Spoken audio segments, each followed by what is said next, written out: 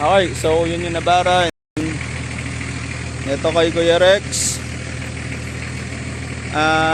Pinagdugtong yung dalawang winch para mahila yung Jimny. Ubos na yata yung ATF. 12 seat. Pagka actually parang mga 3-4 kilometers away pa lang kami dun sa river.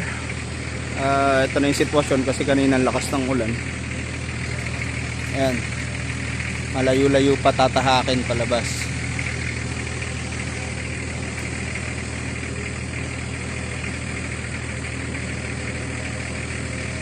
Alright,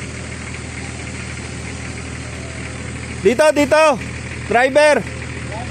driver lang. Ayan, hold dito ante.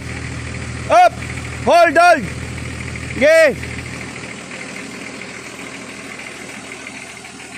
Ayan.